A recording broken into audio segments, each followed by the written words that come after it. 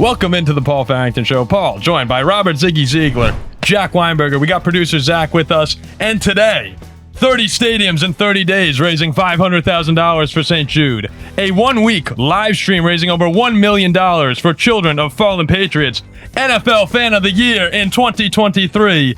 He announced pick 237 at the NFL Draft in Green Bay in front of thousands and thousands of fans, record-breaking crowds. He has officially at the 2024 NFL Combine, actually unofficially, the fastest man to ever run at the Combine. We have the host of Packcast Podcast, a force for chaotic good, Mr. Tom Grossi is with us. What an intro. I mean, it's a long list, Tom. You can keep going. I appreciate that. The 40-yard dash, though, it's an unofficial record, right? Yeah, it's an unofficial record. And you know what? I topped my time. Dude, real quick. So that was the first time I ever went to the Combine. And I was 2 weeks removed from COVID and was like, oh man, like I'm so excited to run this thing. Like I went to Dick's Sporting Goods like the night before. I got the socks. I got the cleats because I did not bring them myself. And I was ready to go. And I was like, okay, I can run faster than Patrick Mahomes. I could not that day. I could not. So that was a very humbling experience. And seeing, Xavier Worthy fly past me, literally on the sideline. I was like, okay, we're very different. You got to get like the, how they had the side-by-side, like you versus Xavier Worthy. Yeah, he's finished by the time I'm off the line. So yeah. Tom, Jack Weinberger here. By the way, I couldn't see you. Jack, I appreciate it. Thank you. No name tags on the screen. Just introduce myself. It's thanks for coming on. Appreciate it. I one day back in my heyday, that was probably 7-8 years ago. I was a Division III track athlete and ran a hand timed 4.45 Yeah, all right, Jack. So you talk about Xavier Worthy and Chris Johnson and Jack Weinberger's right up there with those guys. You're like, when you think of those names, Jack Weinberger's right up there. It's Matthew Gold and Xavier Worthy. Matthew Gold, he's right there. But I don't know if I can replicate that now. I think my heyday is gone. But it's way back funny because what's it, 2025 now? Yeah. So that was 7 years ago. I ran the New York City Marathon on a whim. I ran because I never was a runner, and because I had asthma growing up the whole 9 yards. So I ran my first 5K in May of that year and was like, I could run a marathon. So I literally just trained and ran. I did not train well, but I ran a marathon and I was like, man, okay, I'm in pretty good shape. Yeah, it does not come back automatically. Dude, that's pretty insane. So running a marathon on a whim. Not as easy as it was. That's pretty crazy doing a marathon on a whim. Jack and I, see, this is the dangerous part of we could just go off the rails, but I'll try and keep it contained for a second. But Jack and I ran cross country together in high school. Jack was like, come on, it'll be fun. We'll have a great time. And of course, he's a great runner. I was coming in like 88th out of 90 people. And there was one race, Tom, where coming around the final turn, you get that final burst of energy at the end, the adrenaline's pumping.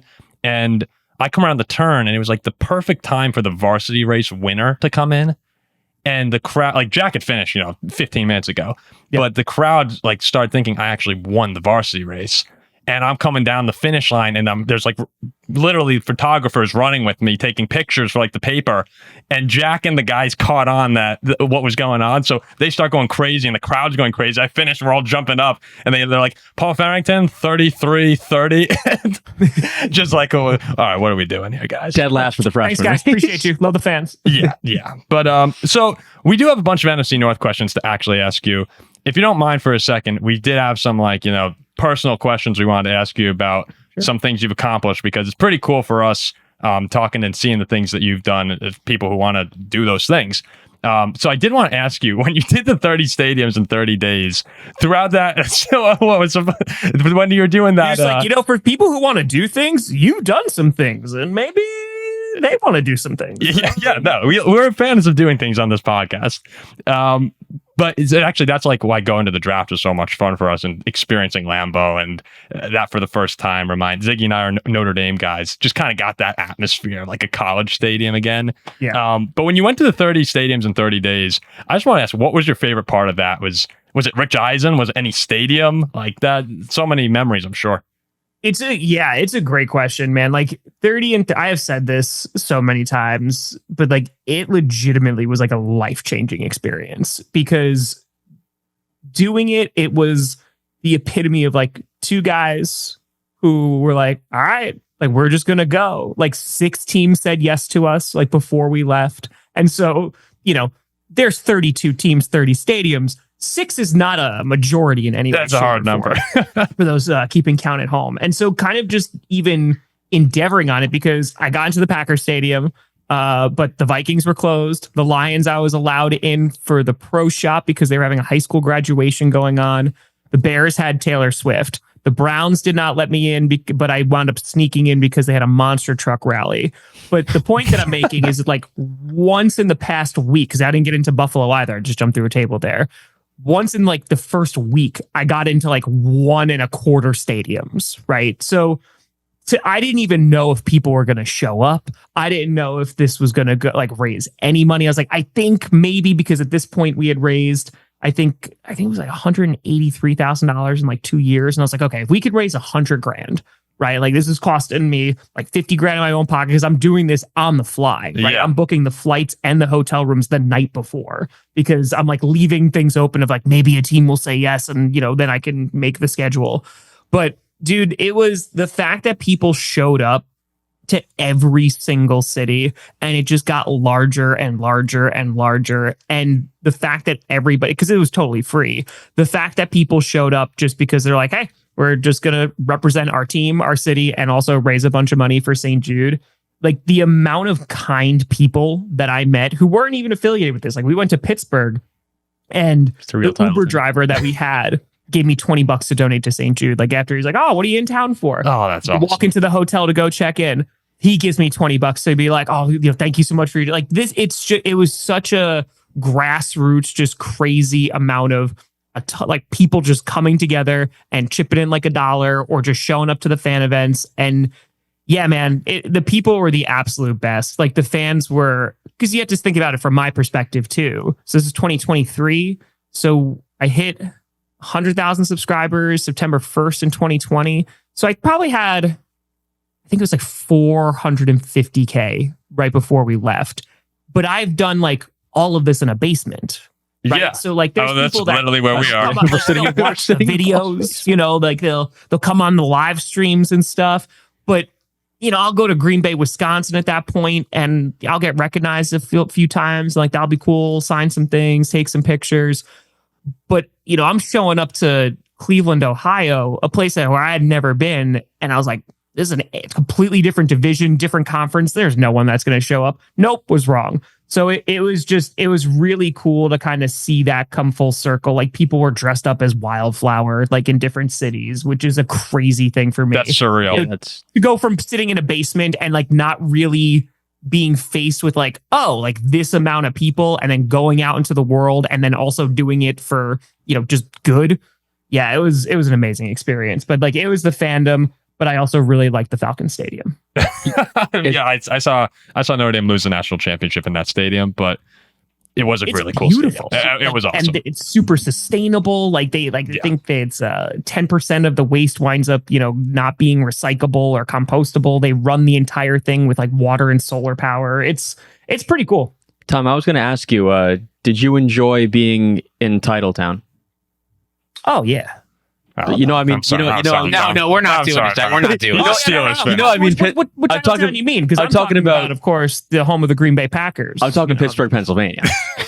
Well, I will say, no, Pittsburgh was pretty great. They're gonna crush that draft so hard. Pittsburgh's a beautiful city, man. Oh, and you get Doug started. My first time in Pittsburgh, and I was thinking it's gonna be like steel mills, right? It's gonna be like nope.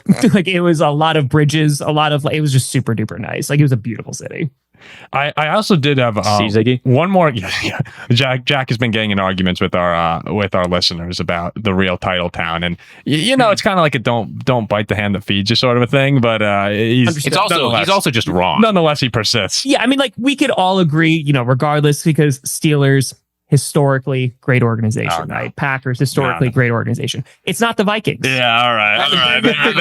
It's like how much longer we have to have this guy on? Find some compromise and common ground there. The last thing I want to ask you before we actually get into this is, you're the only person, Tom, that I've seen like bouncing around on the internet before. I love Godzilla. Like, grew up loving Godzilla. Have a bunch of movies, Destroy All Monsters on DVD.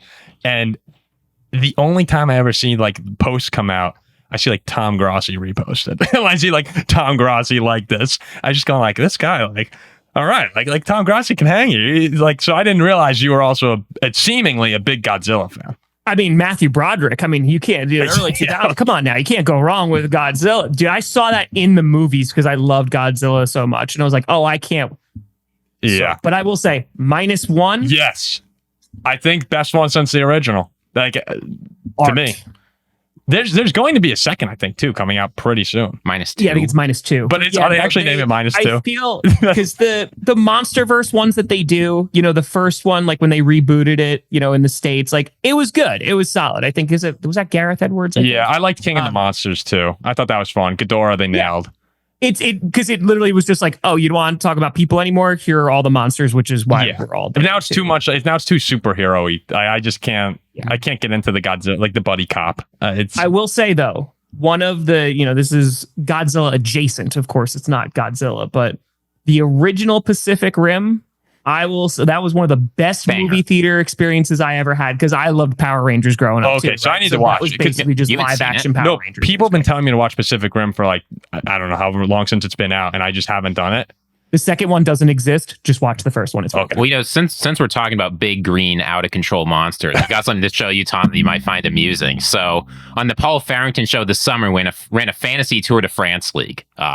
You know, the best sport that there is really to watch as a spectator. A lot of quirks with this show. And I figured I made a bet that surely, you know, I'm the one who watches cycling. I'll win the league. So if anyone beats me, you know, we're going to be in Green Bay for the Vikings-Packers game this year. I'll wear a Packers jersey. And imagine my horror when I get second place. So I figured you might want to see. Oh, but do you know who he lost to? I lost to my own mother. So I thought you might want to see the jersey that my mother is making me wear as a Minnesota Vikings fan. It's got a big 0 on it for the number of Minnesota Vikings Super Bowls. Like, why are we doing this? It's honestly perfect. But Ziggy, here's the thing, though. Before I even came on your show or met you guys at the draft, I just keep on hearing about how much of a Packer fan you really are. So, like, well, look, if you like just say the wrong thing just so you could wear it, you're like, oh man, guys, I gotta wear this cheesehead since I'm here. Yeah, there's literally a cheesehead right there. Well, I mean, look, listen, there's certain facts that you have to recognize about the Green Bay Packers. I came close to becoming a Packers fan when I was on Lambeau Field during the draft. I'm like, I see why players want to play here. I can smell the victory in the air. It's horrible, Tom. But it was horrible. Then I remembered I'm on the side of the Minnesota Vikings. Paul Farrington is here. He convinced me to be a Minnesota Vikings fan. I can't let it go just yet. Yeah, you feel bad. I didn't mean to do it. Friends just steer you down the wrong path. Right? Yeah, I actually feel bad. Well, I felt like I'd made it. You know, I made it through high school. There was no teen pregnancy. There were no drug abuse problems. I didn't know it could get worse than that. You know, they told me watch out in college. You know, there's going to be people that try and get you to do bad things. I thought they meant something else. I got to ask Tom something real quick. Okay. And then we'll move on. Tom, so I happen to know actually a lot about you. I know that you were. Jack's like, I'm actually downstairs in the other room. I know that you were a former teacher. I'm a current teacher as well, and you and I actually went to college in a very similar area up in near Poughkeepsie, New York. Did you go to Marist? I went to Marist. I sure did. My first high school girlfriend went to Marist. Yeah, because I was SUNY New Paltz. It's 20 minutes away. I did that drive many times. So I'd be out in New Paltz several times. I was seeing a girl there for a bit, actually. But anyway, where is this going?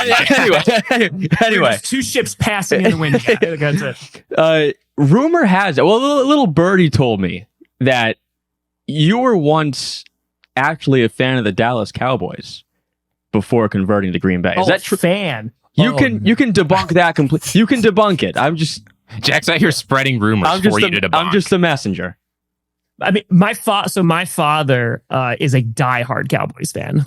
So my name is literally named after Tom Landry. I was born on. Oh my god! And it was before the Cowboys game, but. On November 23rd, 1997, and it's at this point, so I'm 7 years old, right? I'm kind of getting into football a little bit. I'm 7.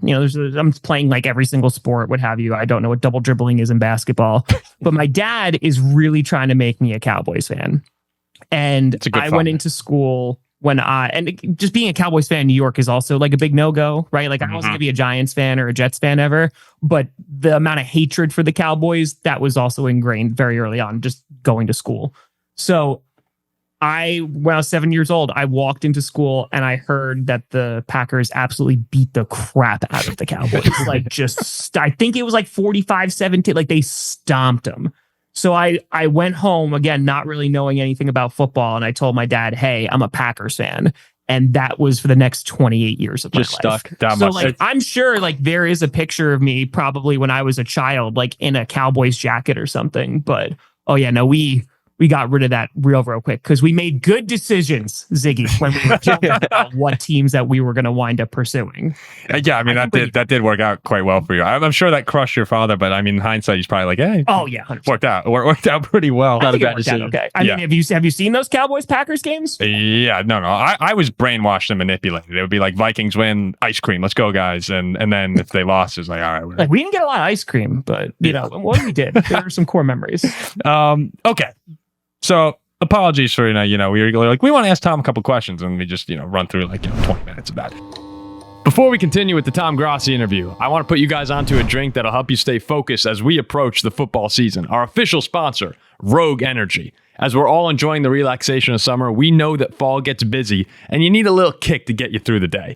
Rogue's clean, zero sugar energy formula gets the job done. No crash, no jitters, just sharp focus and steady energy that actually feels good. Now, if you guys head over to rogueenergy.com, use the code PAUL, P-A-U-L, you get 30% off site-wide. And what I'd encourage you guys checking out are these full energy tubs right here, 30 servings per tub. Got great flavors. Rocket Pop here, blue raspberry, black cherry. My favorite one in particular is Tiger's Blood. A great name, great branding on this right here. But with 30 servings and with our 30% off on the site, each serving is under $1. So you get ready for the gym, that energy drink is less than $1. Just combine it with a little water and you're on your way to go.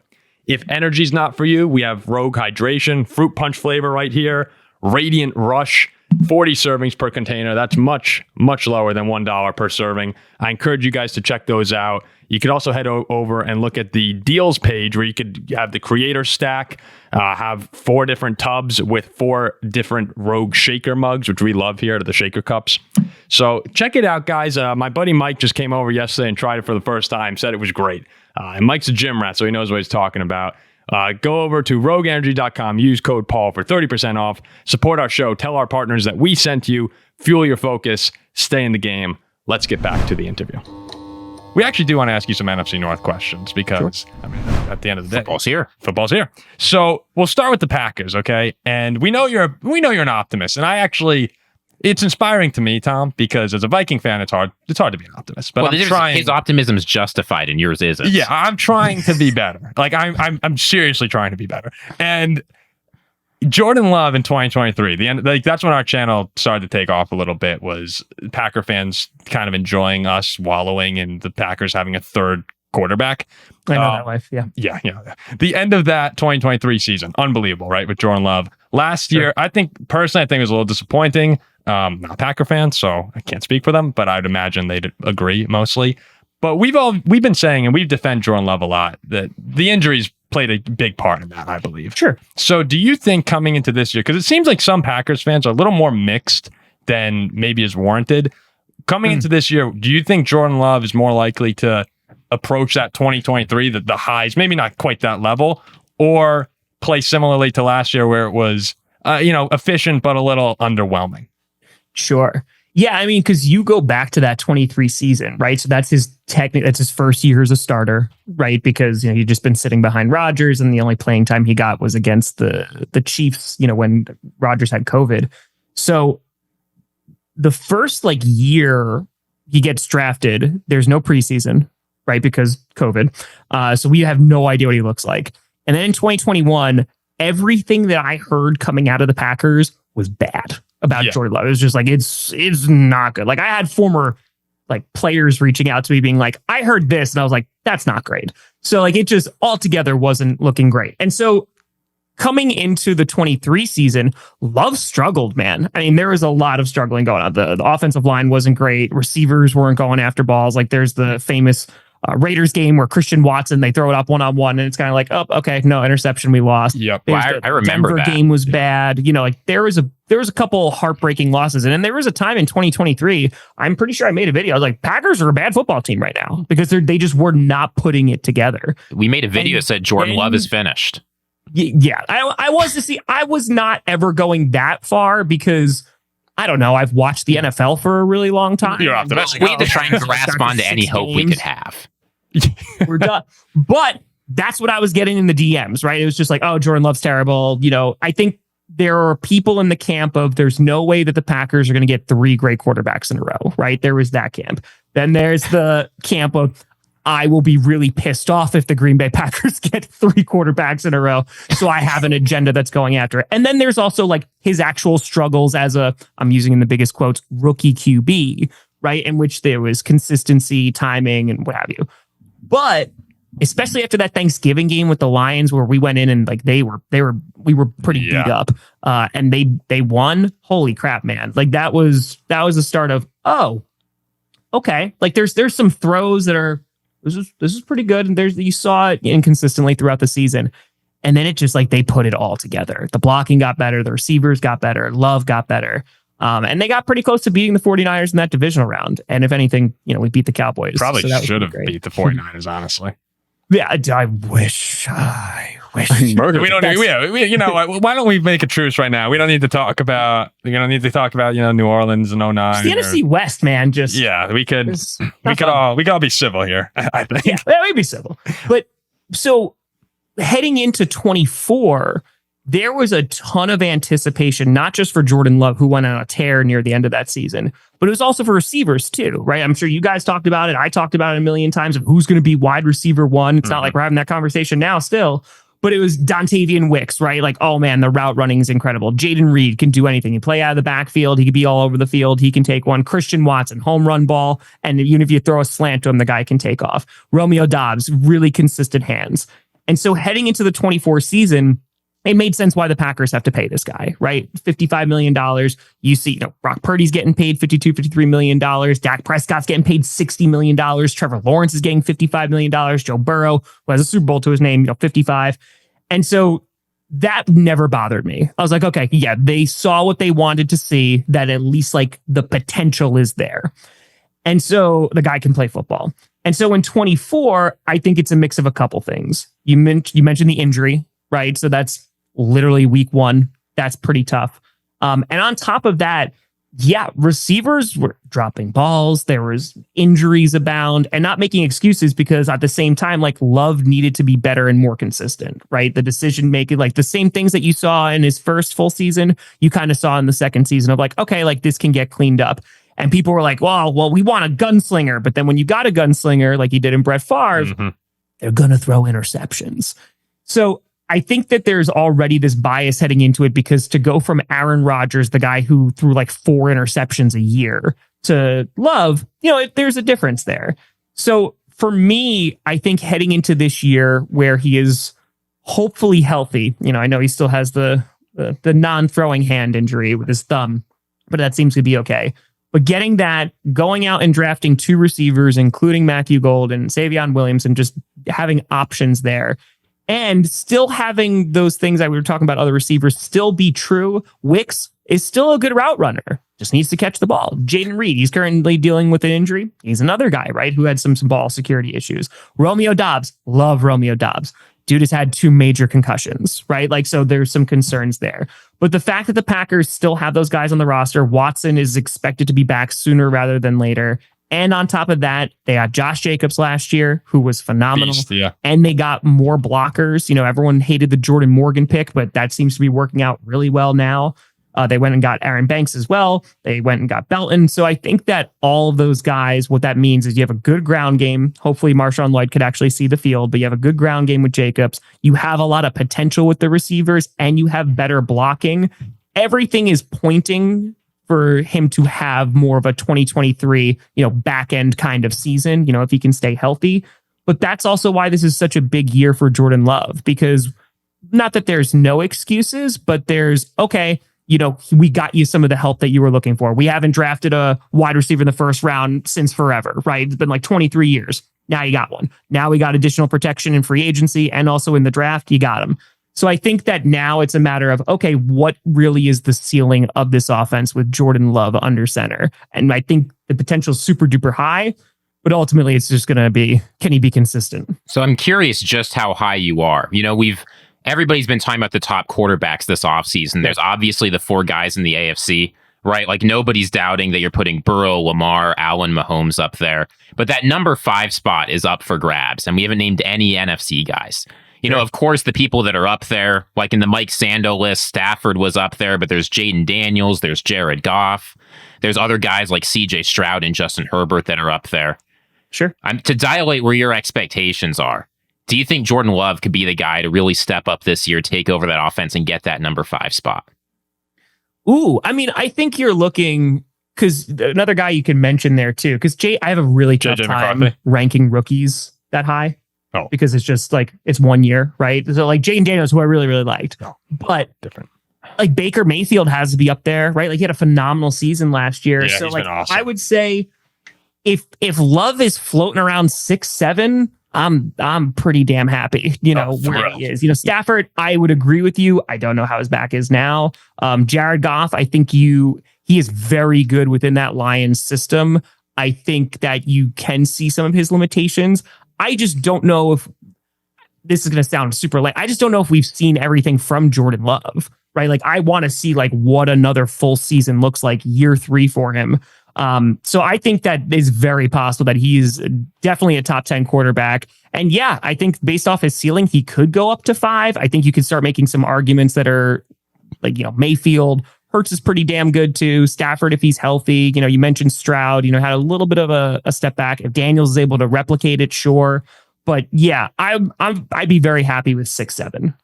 Would be if he's like the 6th or 7th best quarterback in the NFL this year, you guys are a legitimate. I think Super we're Bowl okay. contender.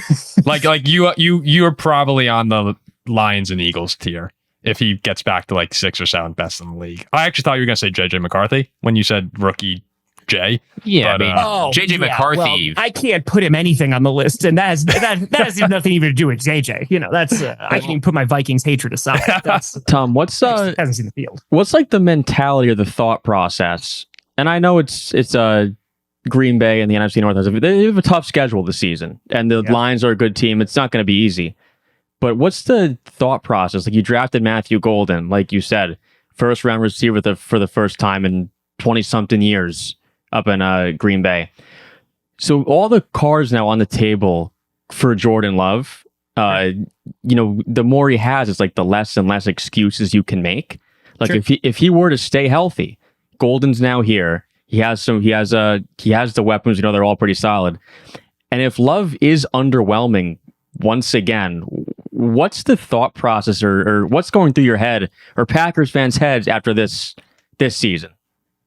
Yeah, I feel like it depends in like which area he's underwhelming in, right? Is it, let's just say everyone stays healthy, right? Like receivers come back and let's just go like full, there's no injuries in the NFL and have a nice day.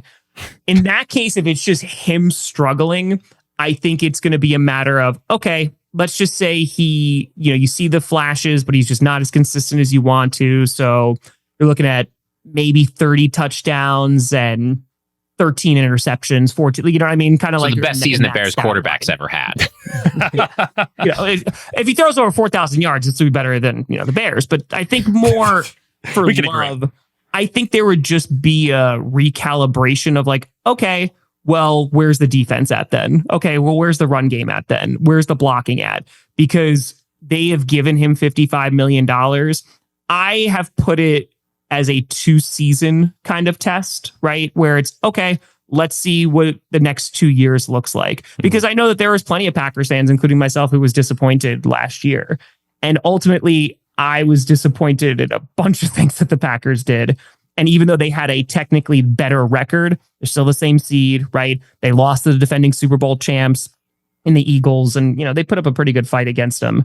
But yeah, I feel like the Packers, for them to be where we want them to be, that's going to be on the shoulders of Jordan Love. Talk about the pass rush. We can talk about the secondary and the lack of corner depth. We can talk about the receivers, talk about the run game. We talk about a lot of things. But ultimately, if Love is going to be that guy, like this year and the next year, you're going to have to see it. And again, I just keep saying this word, on a consistent basis, because there are games where he will light it up and will look absolutely incredible. And there's some where he'll struggle. So I think just making it that it's not this ebb and flow and there's just a little bit more consistency from week to week, I think that this team can win plenty of games. One more thing on the Packers before moving on to, some of the teams that maybe you feel a little differently about.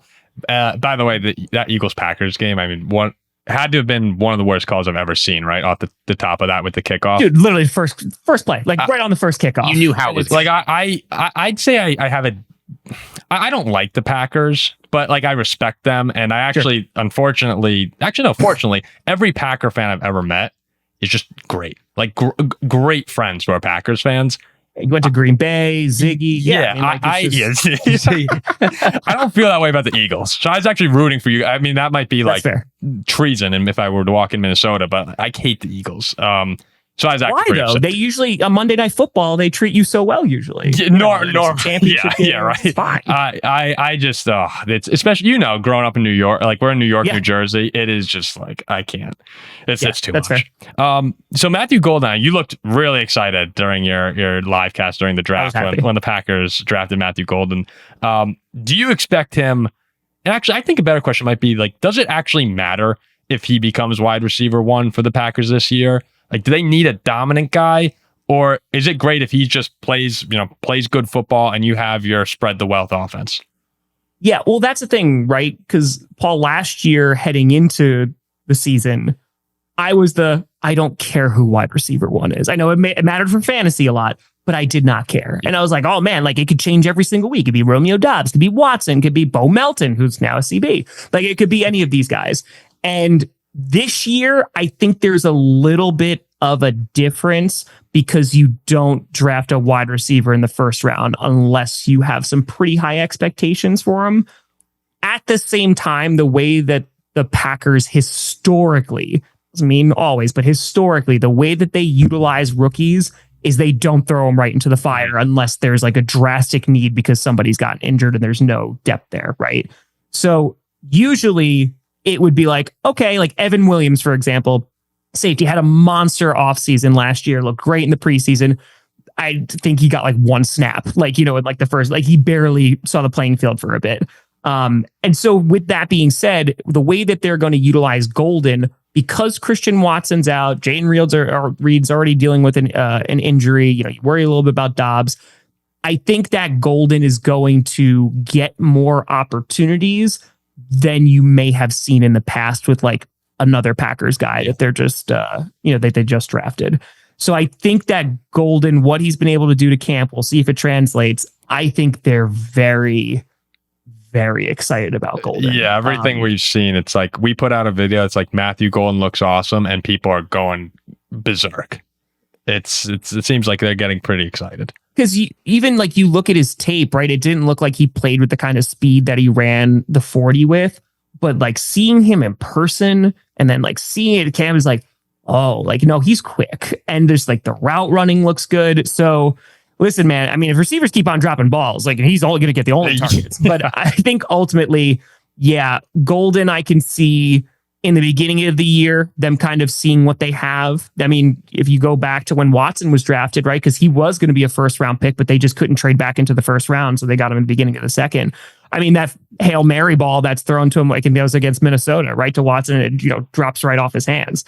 Yeah, I mean, I can't believe that draft when we gifted the Lions. James they targeted him early. Gifted you guys Watson. Yeah, we got the opportunity to interview Golden at the draft, asked him a few questions, nice. And we were able to get into the room afterwards. When what's it? I don't know the press conference. Yeah, the press conference room, and it was funny. Like he was answering all the questions. He's here in Green Bay, and everyone's dressed pretty nice, professionally. And I ask the final question. I get the final question in there, and I'm sitting there in my Pittsburgh Steelers Juju Smith-Schuster jersey, and I'm like, "Oh, Matthew," and it's funny. Everybody turns around and What the hell is Gives you a that? look. One guy's in front of me is like, is that a Juju Smith? I'm like, it sure is. Not even a good Steeler. Matthew seemed like a great dude. Someone I want to have on my team as well. And he said he's going to enjoy his first Lambeau leap for a long time. Yeah, that was Jack's question. How long are you staying in the stands during your first leap? He said a while. Hopefully it's against the Lions. I'm rooting for you guys to beat them. It's not just like seeing him play. Whenever a member of the Packers this offseason, when they are asked about a player, Golden usually is that guy of like, oh, he looks really good. Like, Love is constantly complimenting him. And again, we're taking this with the biggest grain of salt, right? Because it's the offseason, it's the preseason. But like I said, I don't think you draft a wide receiver in the first round if he's not going to, or you don't have the expectations that he's going to be your wide receiver one. So to answer your question, do they need him to be? It would help. I think it would definitely help to someone to build that offense around. And if it's going to be a guy like Golden, I think they could do a lot worse than that. And they have a bunch of different types of guys. But the Packers also have like a ton of finesse wide receivers, right? They're a little bit on the smaller end, or like they're super fast and they're not like those big body guys. Williams is pretty big, but I think ultimately if they are able to go, okay, Golden commands the kind of respect as a wide receiver one that defenses have to pay attention to, I mean, that it's only going to help the Packers offense. This episode of the Paul Farrington Show is sponsored by our friends at Two Brothers Brewing Company, located in the western suburbs of Chicago in Warrensville, Illinois. Two Brothers Brewing Company has been crafting award-winning beer since 1996. Their lineup includes 8 year-round beers, including a couple of the ones we have right here. The Atom Smasher, which is an Oktoberfest lager that I really enjoy. Domaine DuPage, which one of my favorite things, actually, of all the cans we got. No wrong way to say it. That was something that we struggled with off the top. How do you say it? Domaine DuPage. Very nice French ale. You have 30 West right here, the West Coast style IPA. And my personal favorite is Prairie Path. That was one that we've brought around to different parties and stuff, and people have been all over the Prairie Path, along with the Strawberry Vodka Lemonade, the one we've talked about so many times on this show, producer Zach's favorite. Go check out wherever you can. If you're in the store, try out Two Brothers Brewing. Every person we've showed it to has said, this is awesome. I wish it were here in New Jersey. So if you're out there and you have the opportunity to try it, it really is some pretty good stuff. This season, the Roundhouse is hosting charity events every Chicago football game. So bring your game day crew, enjoy some great food and cold beer, and give back while cheering on your team, which I'd imagine is the Chicago Bears in this case, but you never know. Two Brothers Brewing, follow your passion. Drink ours, must be 21 or older. Please drink responsibly. Let's get back to the interview. So we'll go a little quicker through these last few because we went a little long with our questions for you in the beginning of the episode. Talking about the Vikings and the Bears. First off, gotta know, as a Packer fan, who do you dislike more between? I know you call us the purple incarnation of Satan, but like Chicago. Oh, as a team? Yeah, like it's gotta be Chicago, right? So here, I'm good. The answer is no. The answer that makes is me the feel Vikings, but it's actually a compliment. It's actually a compliment. So the reason why is because think about my tenure as a Packers fan, right? So I've been a Packers fan since I was 7 years old. I'll be 35 in a month. So it's been a hot minute. It's almost been 3 decades. The team that has been the constant pain in the ass, the team that is constantly is the Vikings, right? Like you look at the 2000s, like, dude, Brett Favre went there and they came back and roasted us. I was like, this is trauma. I'm watching this happen to me.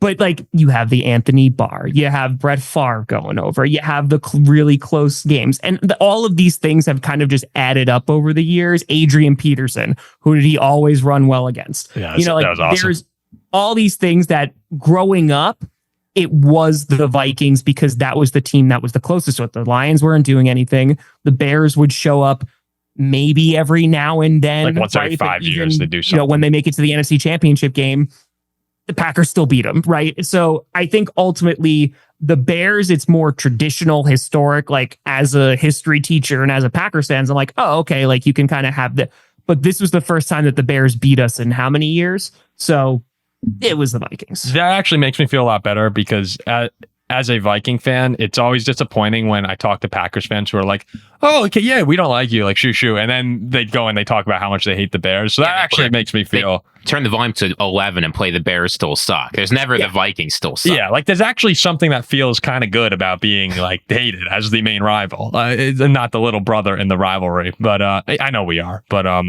man, you reminded me of when like Peterson used to show up and dude, he'd run like 200 yards. Like but we'd have like Ponder throwing for 75. Ponder would have like 75 yards and 3 picks. It was horrible. Yeah, that's when I paid one of our friends $50 for AP in fantasy. Yeah, he was that good.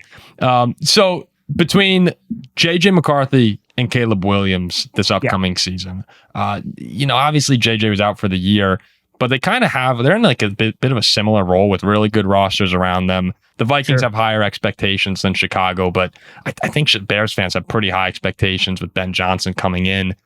Between the two guys right now, which one are you a little more nervous? Like, oh, this could actually work out for one of these two teams. If you had to pick one.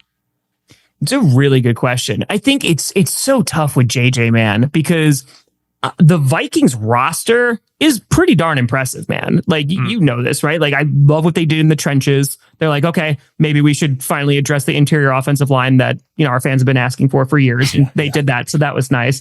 I'm sure Sam Darnold really appreciated that after, he got sacked all those times. It's horrible. So their defense got better with Brian Flores, right? You took Aaron Jones, but you got Viking legend.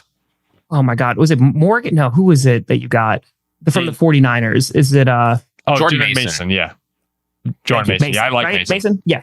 So like he looked pretty good. So if you're able to have a run game, I know Addison, is going to get suspended and stuff, but Jefferson is one of, if not the best wide receiver in the league. So you have the things and you have a better offensive line. So you have all the things that if JJ is even like a passable quarterback this year, you're going to win some football games. I did not expect you to win 14 games last year. No, it's crazy. Even if you were an optimistic. I don't know if anybody in the world did. Well, Jack, we did like predictions, and Jack was like, had us at 6-0. Yes. And we're like, all right, stop trolling. And I was the Darnold guy. Week 7, we were like, all right, wait a second. Like, yeah, wait a minute. What's going on here? Was I serious? So if JJ works out, I think the Vikings are going to be tougher competition, right? For the Bears, you mentioned expectations, man. I don't know. And maybe I feel like Bears fans have higher expectations than Vikings fans do right now, because Vikings have an out where if JJ is a rookie, it doesn't look fully polished yet, which it would be crazy if he was, though I do think KOC, he's the right coach to be there. If it doesn't work out with Caleb, man, like this, you talk about expectations on a player. Holy cow. You got the head coach that you wanted. You got the number 1 overall pick in Caleb. You got him all the weapons that you could possibly want, all the receivers, the tight ends now. You got the offensive line. You got the guys in the trenches. Yeah, this is it. At some point, like it's got to come together. And I feel like if Caleb is the reason why they struggle, oh boy, it's going to be tough times in Chicago, because Justin Fields was the Messiah. When he got drafted, it was like he has come down from the heavens to save Chicago, and now he plays for the Jets. So would you feel bad for them? The Bears? No. Okay. Absolutely not. I'm just checking. I just wanted to say. No. There's the empathy, like as a person, like I love that you're laughing. 30 and 30, the amount of fans were like, I've seen like all the other teams in the city win a championship, right? Even the Cubs, like they're doing so. That's historically bad, but they're still winning. And so the fact that it's just the Bears who can't do it, but I will give the Bears a lot of credit. I love the Dennis Allen hire as their DC. I think he's a really good DC. Maybe not the best head coach, but he's a good DC. And Ben Johnson, even though he's unproven as a head coach, I think he's going to be better than Eberflus, just by a little bit, I think he'll be okay, but it's just about like, there's going to be a lot of unlearning things on Caleb's side. And on top of that, just getting him used to a new offense, which is going to be, I think, completely different. So I do think the expectations are a little bit higher with the Bears just to see some more progress. But like I said, if JJ is the guy and like he starts flashing pretty early, yeah, the Vikings they're going to be an issue. Tom, I think there's a better chance that tomorrow I walk on the moon, then Caleb ever wins a ring. So I'm an anti Caleb guy. But I do want to ask you this as we end our episode here. Would you rather end our episode? We still got. You forgot about Detroit Lions that quickly. We have two questions. We got the Lions. Don't talk about the Lions. Every Lions fan is just like, we got the Lions. Running scared from us. Huh? Yeah. So that's kind of what it's been like. So Tom, what's your favorite food? Oh no, My favorite food? Yeah, like something you couldn't live without. Like as we go over the time limit with our guest, who you had the audio problems with, and then told stories about high school cross country too, like a food that you love. Like your go-to. It's like you go out to eat, like I'm getting this. Like I'm DoorDashing this. What do you think of the Farrington show, Tom? So oh man, that's gotten tougher over the years because like I stopped eating meat like 8 years ago, right? Okay. So it used to be chicken wings. Like I could destroy like a plate of chicken wings. So like that was my time. It's a good day. When chicken wings are great. Yeah. Chicken wings great, but I feel like now.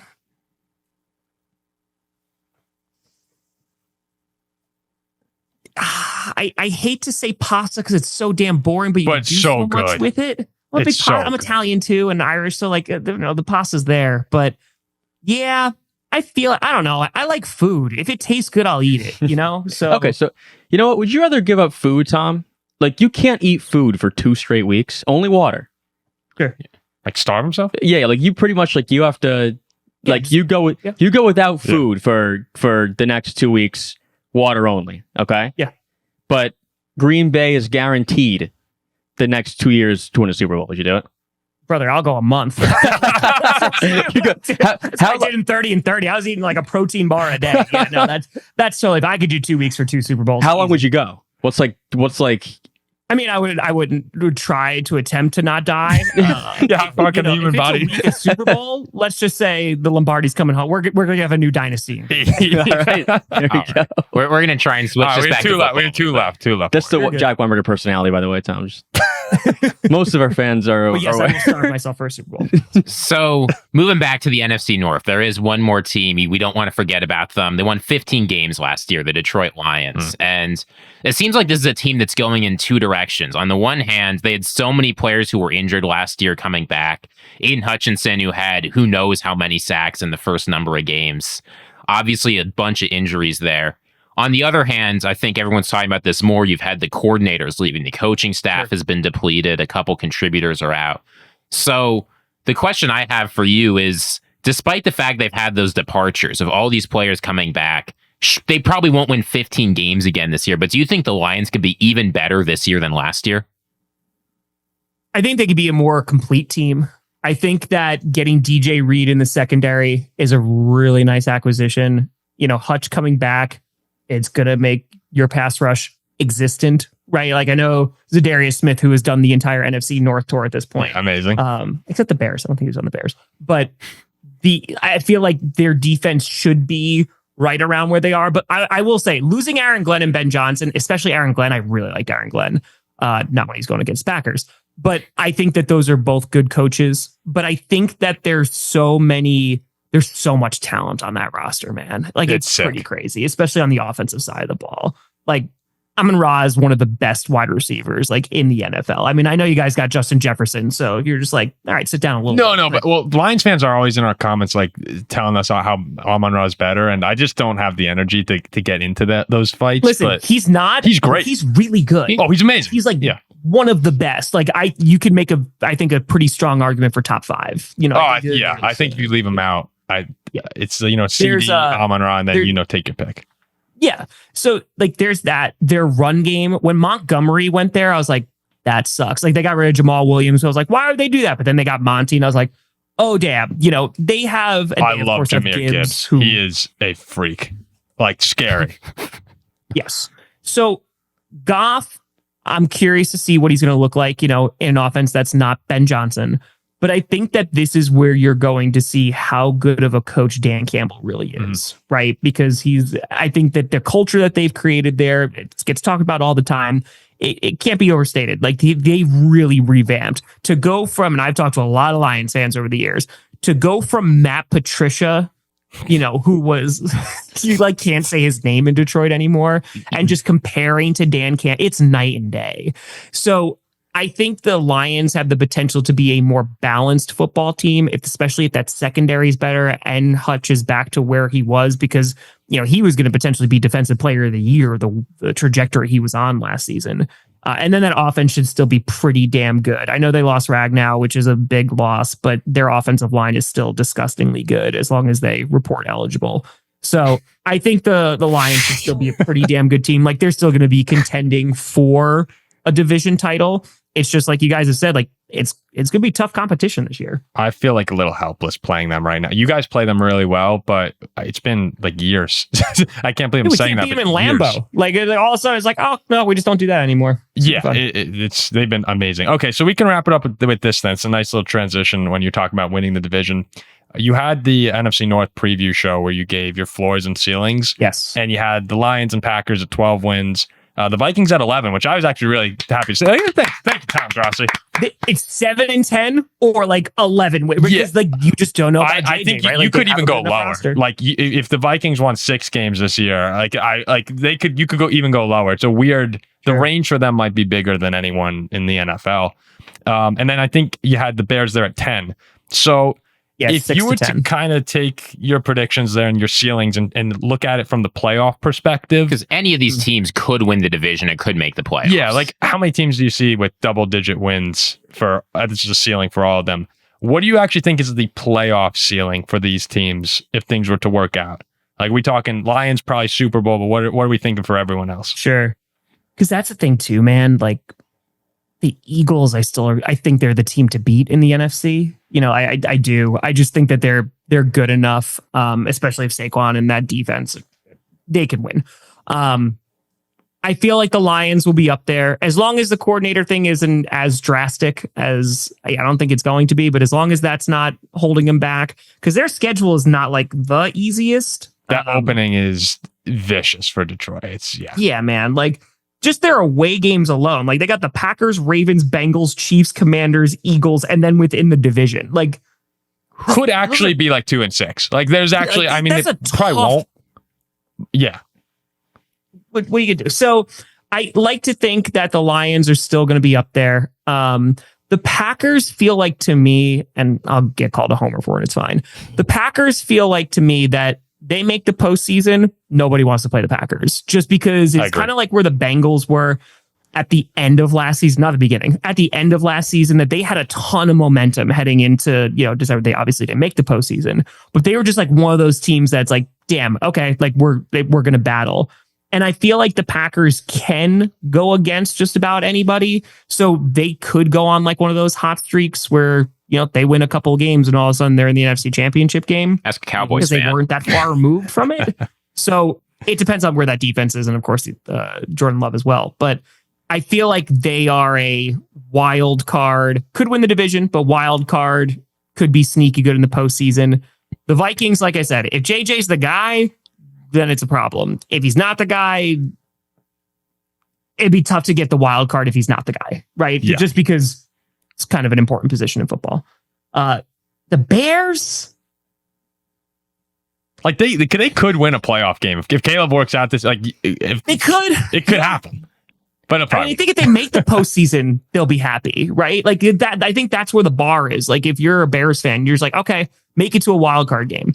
But yeah, I think they could. I think that I see them as a wild card, maybe a wild card win. I think Vikings and Bears both. If you get to the playoffs this year, you're feeling pretty good heading into. You're feeling pretty solid. Yeah, because JJ would have had to been at least that good. And yeah, I think the Lions are still a step ahead of the Packers right now until proven otherwise. And then the Packers are just, like I said, if they decide to go on a tear near the end of the season. Yeah, I mean, we'll see week 1. Packers, Lions, Vikings, Bears. Like great start to the year of getting the 2 main contenders in the division, and then finding out who that third team might be early on. So if we play the Commanders that Thursday too, like if the Packers lose on Sunday to the Lions, like that turns into a must-win game on Thursday, like almost immediately. But the opportunities there too for that. If you beat the Lions and Commanders, I mean, oh my god, like you might be live for 72 straight hours. Insufferable. That's also tough. That's 4 days later too against Tom actually won't. Not only did beat the Lions, the team that also beat the Lions, and again, whoever loses on Monday, I win. Yeah, right? if you beat Detroit and the Caleb doesn't look Commanders, good, and JJ Caleb looks doesn't look horrible. good, you know, I don't, because the vitriol that will be coming from the fan base will be just top notch. It's gonna be a great primetime game. Well, I'm glad you're looking forward to that.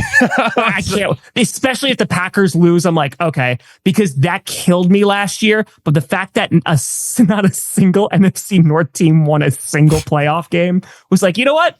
We're all in it together. It We all was did the brutal. same Yeah, exact thing. there is a weird camaraderie between our division. There It's is. like even there's a lot of dislike and a lot of banter, but there is a weird like NFC North strong kind of a thing going on. Tom, one final question before I'm done for the night. Would Like you rather appetizers, where are you at? Would you rather eat your least favorite food every day for the next year, or have the Bears win the next 2 Super Bowls? What is with you and eating? Okay, can I ask a caveat? Like just a clarification? Go ahead. Yeah, go ahead. Like I'm allergic to dairy. I know. Okay. No health issues. Nothing that will Okay, kill so you. nothing that's Just gonna kill me. something you dislike, like you really don't like, every day for the next year, or the Bears win the next 2 Super Bowls with Caleb Williams. So Well, no, they we can do would better win than that. Bears win unless I one, do Vikings win the this. next. Okay, but Bears win 1, Vikings win the next. Please, Tom. Oh, then I'd eat it. You'd eat the food. I thought about it with the Bears, but yeah, no, I'd eat it. And here's the reason why. Oh. And I mean this from the bottom of my heart. There was a chance that this last season that the Lions, they were pretty hyped up as Super Bowl favorites, right? Like that they go to the postseason, they're the number 1 seed. It was last year and the year before when they went against the 49ers and they were blowing them out in the championship game.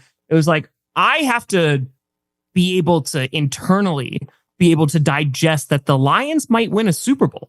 Yeah. And like how that's going to mess with me mentally. How am I going to kind of move forward in the world when I talk about the Lions?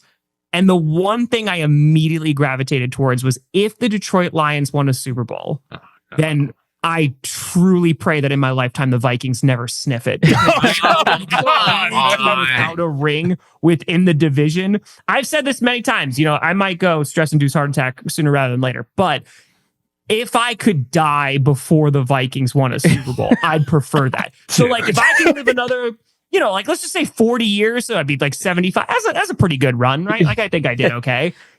After that, you can win all the Super Bowls that you want, but just when I'm here, I'd rather not. You can probably make 100, Tom, honestly, before the Vikings win a Super Bowl. All right. Get out of here, Jack. This is sick. All right. Thanks again, Tom. We really appreciate you coming on here and again dealing with the random questions, the drawn out questions, the audio problems, the unprofessionalism of going longer than we told you we would. It's all there. It's all good, guys. But we really appreciate this. Our fans have been. Yes, I mean, it's been a long time where listeners have been asking for you, and we really admire all the work you do, especially the charity stuff. We want to try and get more involved in that area as well. Where can fans check out your stuff, Tom?